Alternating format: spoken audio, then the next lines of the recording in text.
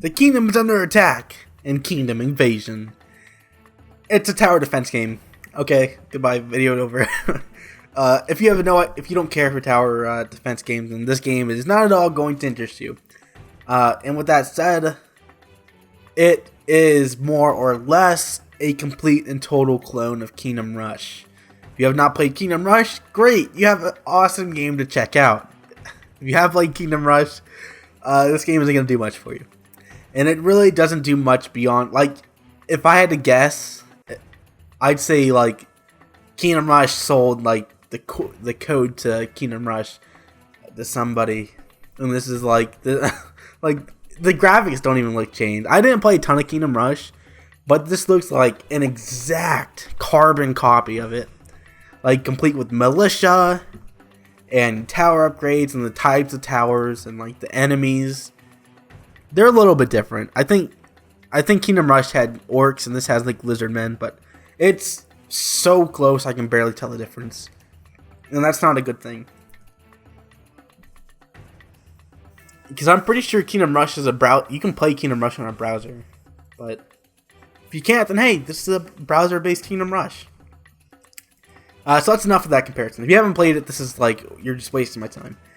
You can build towers, so like you can see here, I can pick between the defense tower and the arrow tower. The defense tower is something that I think, if I had to guess, I'd say that was introduced by Kingdom Rush. But anyway, so these little guys will stop the enemies one by one, and will give your towers time to attack them, which is a very strategic addition. So you don't want all defensive towers because then you have no damage. At the same time, you don't want all towers because then you have nothing to slow them down and they're just gonna walk past them. So like balancing between those towers, the attacking towers and the defending towers, is key to success. Maybe not so much in these early levels, but definitely as you go along in the game, you're gonna need to figure out a good setup. And since every map changes the path, you can't just stick to one strategy. And also, I'm assuming you can unlock new towers and new upgrades. Yeah, so like right here. So I think this is where it starts to differ from Kingdom Rush. Your towers look like they can branch off into separate, branches or whatever. They can branch off. There you go. So I figure like an arrow tower, it can be like, and I'm giving them, I haven't seen the upgrades, I'm just going to give them the benefit of the doubt that they're different enough to actually be worth something investigating, or I mean like upgrading. So if I had to guess, I wouldn't say it's just numbers being changed, but rather like, okay, so now this tower hits incredibly hard on a single enemy, or like now this tower shoots multiple arrows at once, or something like that, or maybe they poison enemies.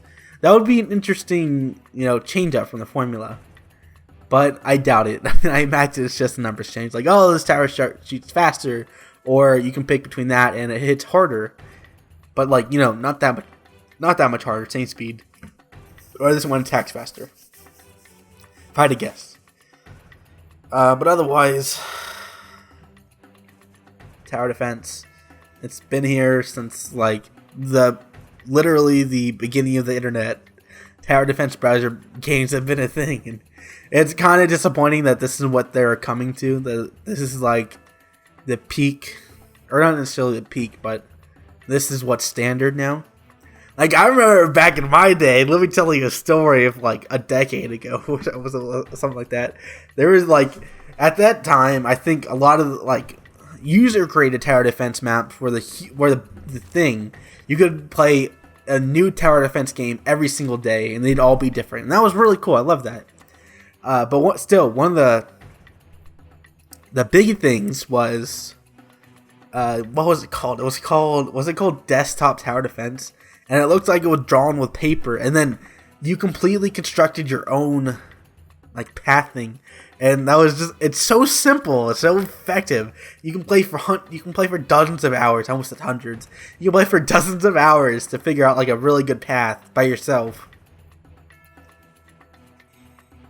Yeah.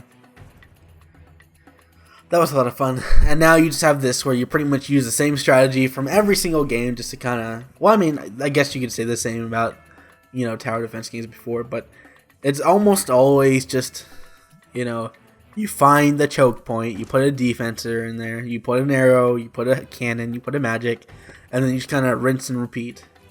And then very little strategy actually goes into it. I think what would be interesting to change things up is to make it more difficult. I don't know. Like, I didn't even, like, care for, what was it called? I think it was called Sanctum.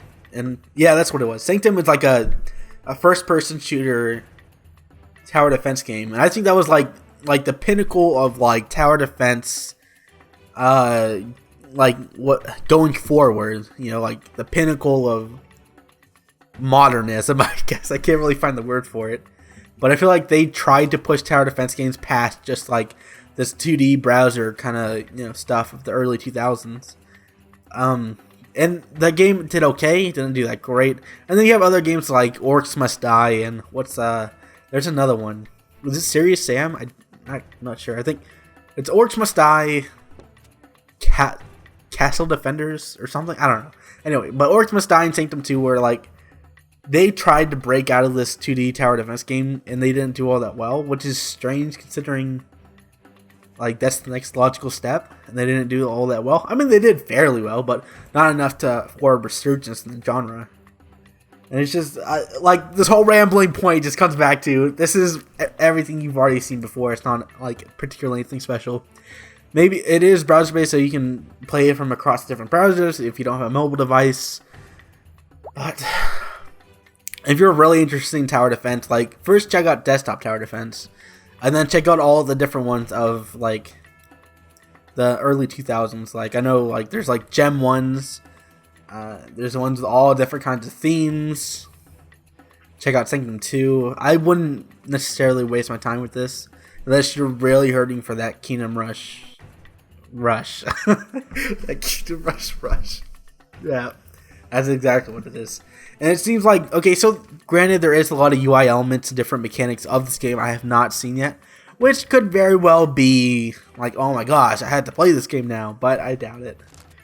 But it's not bad. I mean, the production quality is relatively high, but I mean, I value, like, uniqueness so much higher.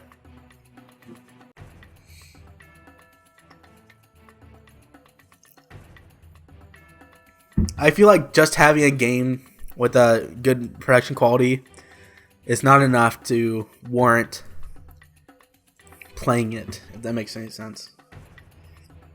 So yeah, you know, the most modern military shooter can be, you know, good looking and play well, but if it doesn't do anything different than, say, Call of Duty, then what's even the point, right? That's kind of the feeling I got here. Yes, it plays well, it looks pretty good, it's pretty accessible, but at the same time, it doesn't do a whole lot different from its predecessors. So why would you bother? That's my thought process. And there we go. So, a very long rambling video, but at the same time, there really wasn't much to talk about. Thanks for watching.